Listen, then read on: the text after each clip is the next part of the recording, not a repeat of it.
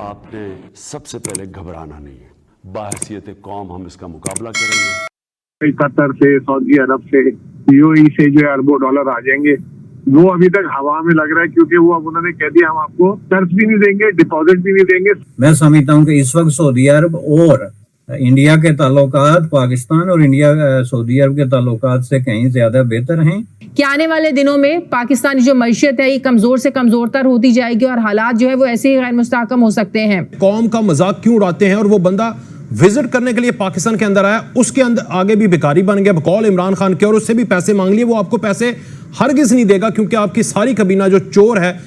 اتنی بڑی تعداد میں انڈین ورکرز جو ہیں وہ سعودی عربیہ میں کام کرتے ہیں، بہت بڑی تعداد میں زر مبادلہ وہاں پہ جاتا ہے، اوپر سے یہ انویسٹمنٹ کے انیشیٹو ہے. آپ کے حکمران وہاں جا کے تو یا تو یہ کہتے رہے کہ ہمارے لیے خانہ کعبہ کا دروازہ کھولو، ہمیں اوپر والے چھت تک جانے دو.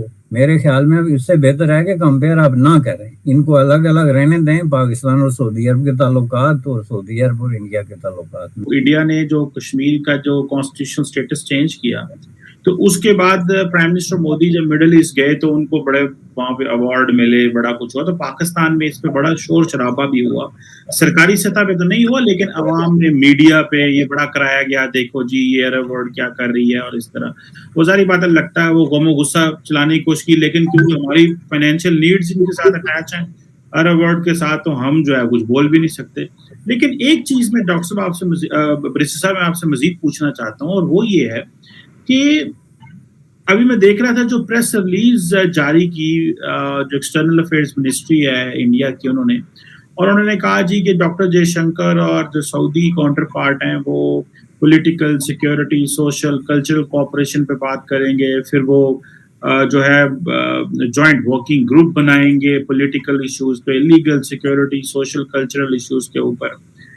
ڈاکٹر صاحب بریس صاحب میں نے یہ چیز نوٹ کی ہے کہ انڈیا جو ہے وہ جہاں پہ بھی جاتا ہے وہ ایک اسٹریٹجک پارٹنرشپ بریس صاحب ڈیولپ کرتا ہے اور ایک پورا انسٹیٹیوشنلائزڈ میکنزم ڈیولپ کرتے ہیں. مطلب ان کا جو ریلیشن شپ یا جو ڈپلومیسی ہے وہ پرسنالٹی پہ بیس نہیں کرتی، وہ بیس کرتی ہے وہ جو رولز ریگولیشن ادارے بنانا اس پہ ہے. پاکستان کا جو آپ نے کہا تو ہے کمپیئر نہ کریں، لیکن ہمیں کرنا پڑتا ہے کہ جو یہاں پہ کہ جو انڈیویجول جاتا ہے وہی سارا کوئی فائنل کر آتا ہے. تو یہ ہمیں کیا کرنا ہوگا کہ ہمارا جو ریلیشن شپ ہے وہ ایک انسٹیٹیوشنلائزڈ میکنزم کے ذریعے ہو، نہ کہ ایک جو اسٹرانگ مین ہے جہاں پہ جائے جی پرائم منسٹر نے پرسنل ٹچ دے دیا، آرمی چیف نے پرسنل ٹچ دے دیا، بجائے اس کے کہ پرسنل ٹچ ہو، ایک انسٹیٹیوشنلائزڈ میکم ہو. یہ ہمارا ایک انسٹیٹیوشنلائزڈ میکنزم کیوں نہیں ہے آپ سمجھتے ہیں؟ اس میں کیا ہمارا جو گھر میں پاور امبیلنس ہے یا آپ کیا فیکٹر سمجھتے ہیں اور اس کو کیسے امپروو کیا جا سکتا ہے؟ دیکھیں انسٹیٹیوشنلائزڈ ریلیشن شپ کے لیے انسٹیٹیوشن ہونا ضروری ہے. پہلی بات یہ ہے کہ آپ کا ہر آدمی جو ہے کوئی منسٹر ہے یا صدارت کی کرسی پہ بیٹھا جیسے جنرل مشرف صاحب تھے، تو ان کا مسئلہ یہ ہے کہ وہ کبھی اس طرح کی ڈیمانڈ ہی نہیں کرتے جس سے ملک کو فائدہ ہو. اس میں آپ کو ایک مثال دیتا ہوں. دیکھیں 2 منسٹر کمپیئر کر لیتے ہیں. ایک تھا غلام نبی آزاد جنہوں نے ابھی کانگریس چھوڑی ہے. انہوں نے ایک دفعہ وزٹ کی تھی، بہت مشہور وزٹ. تو انہوں نے جتنے معاہدے سائن کیے تھے، جتنے میمورینڈم آف انڈرسٹینڈنگ پہ سائن کی تھی جس میں سوشل، کلچرل، اکنامک، اسٹریٹجک، ان کو آپ کمپیئر کر کے دیکھ لیں. یہ آپ کے ایک منسٹر ہیں شیخ رشید جو ہر حکومت میں منسٹر رہے ہیں اور ہر دور میں سعودی عرب میں جاتے رہے. آپ مجھے ذرا ایک اٹھا کے دکھا لیں کہ یہ MOU انہوں نے یا کوئی اس طرح کا کوئی سرکاری کوئی بات کسی سے کی ہو سوائے اس کے کہ مجھے اوپر والے چھت پہ جانے دیا جائے، میرے لیے کعبہ کا دروازہ کھل گیا. اور یہی آپ کے لیے بہت بڑا فخر بن جاتا ہے چونکہ یہ میرے تیرے کا مسئلہ ہے کہ میرے لیے یہ ہے، پاکستان اس میں کاؤنٹ نہیں کرتا. اور یہی وہ آپ نے پوائنٹ کیا، سب سے بڑا بات جو آپ نے پوائنٹ آؤٹ کی ہے کہ یہی وجہ ہے کہ انسٹیٹیوشنلائز نہیں ہوتا، چونکہ آپ کی ڈیمانڈ ہی نہیں ہوتی. 2 چیزوں میں آپ کی انٹرسٹ ہے، یہ کہ آپ کو پرسنل پروٹوکول کتنا ملا اور آپ کو تحفے کتنے ملے. اسی پہ سارا جو ہے وہ گھومتا ہے اس کے ارد گرد. آپ دیکھیں جو پروٹوکول اس وقت تک انڈین لیڈرشپ کو ملا. میں پرائم منسٹر پنڈت جواہر لال نہرو کی بات نہیں کرتا چونکہ وہ 50s کی بات ہے تو اس وقت پروٹوکولز کی حدود بھی اور پریسیڈنٹس بھی جو ہے وہ تھوڑی تھی. لیکن آپ صرف منموہن اور نریندر مودی کی دیکھ لیں. منموہن سنگھ نے جو ہے وہ سعودی پارلیمنٹ سے خطاب کیا تھا جو کہ ایک ریئر اپرچونیٹی ہے.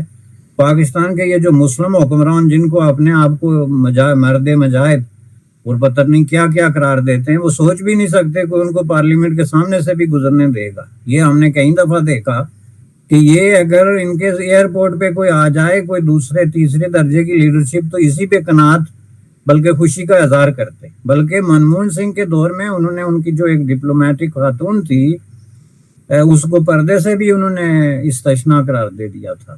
منموہن سنگھ کی جو ہے رسپیکٹ میں, حالانکہ وہ خود پگڑی پہنتے ہیں یعنی ان کو اس پہ اعتراض نہیں ہونا چاہیے تھا اگر کوئی ریلیجس سمبل دوسری طرف ہوتا بھی تو. لیکن اصل میں اور پھر پارلیمنٹ سے خطاب جس طریقے کا ان کو پروٹوکول دیا گیا, جو اعزاز مودی صاحب کو دیا گیا, یہ تو پھر اس حساب سے جنرل ضیاء کو بھی ملنا چاہیے تھا نا, مرد مومن مرد حق, یا پھر اس کے بعد کے لوگوں کو بھی ملنا چاہیے تھا. تو یہ چیزیں جو ہے نا یہ آپ سامنے رکھ کے دیکھیں کہ جو ہے اس کے پیچھے ایک پورا ایک بیک گراؤنڈ ہوتی ہے, ایک پورا پروسیس ہوتا ہے جس میں کہ ملک اپنے مفادات کو لانگ ٹرم بنیادوں پہ دیکھتے ہیں. پاکستان سعودی ریلیشن شپ جو ہے وہ ہمیشہ اس طرح چلتی رہی کہ جو شخصیت بیٹھی ہوئی تھی اس نے سعودی عرب کو استعمال کر کے اپنے اقتدار کو 2-4 سال آگے کرنے کی کوشش کی, یا اپنے کرائسس سے نکالنے کے لیے سعودی ایمبیسی اور سعودی سفارتکاروں کا استعمال کیا. یہ ساری چیزیں جو ہے نا جب تک چلتی رہیں گی اس وقت آپ کسی بہت بڑی بریک تھرو کے جو ہے وہ بات نہیں کر سکتے چونکہ اس میں انسرٹنٹی ہے. تیسرا جو ہے وہ سعودی عرب والوں کو بھی پتا ہے کہ پاکستان میں اصل ڈیسیجن میکر کون ہے, اور ان کو پتا ہے کہ یہ جو لوگ کوئی صدر بن کے یا وزیر بن کے آتا ہے ان کی اہمیت کتنی ایک ہے اور یہ کتنی ایک ویٹ رکھتے ہیں اور ان کی ڈیسیجن میکنگ کیا ہے, تو اسی حساب سے وہ ڈیل کرتے ہیں. یہ پرابلم ہے. بالکل ٹھیک ہے کہ اسی حساب سے وہ ہمیں ڈیل کرتے ہیں.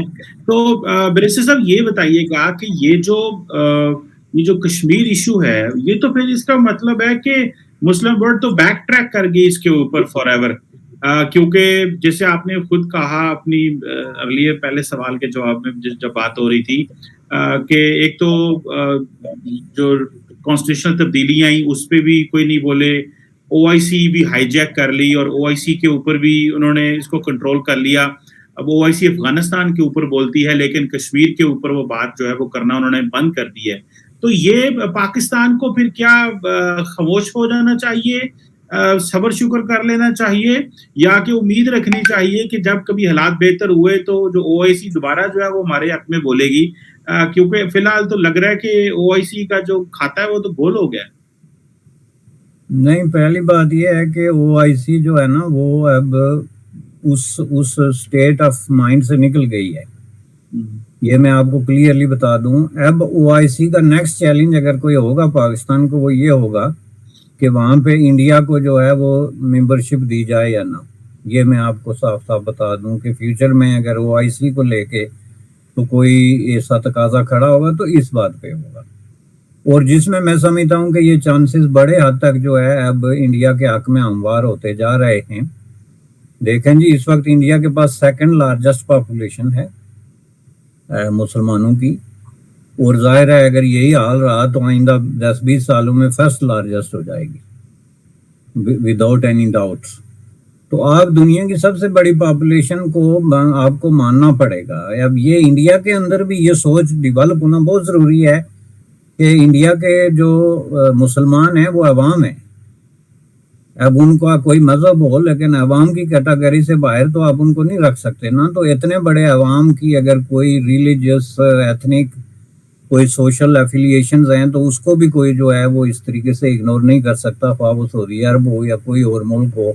اور محض اس بنیاد پہ کہ پاکستان میں کچھ لوگ اسلام کے نام پہ اقتدار سے چمٹے ہوتے ہیں, اس لیے ان کے کہنے پہ وہ انڈیا کی اتنی بڑی مسلم پاپولیشن کو یا عوام کو دھتکار دے کہ نہیں جی آپ سے ہمارا کوئی تعلق نہیں. یہ تو ہو نہیں رہا, ہو نہیں سکتا. اور یہ جو ہوا ہے غلط ہوا ہے, یہ میں آپ کو ہسٹری میں بتاتا ہوں.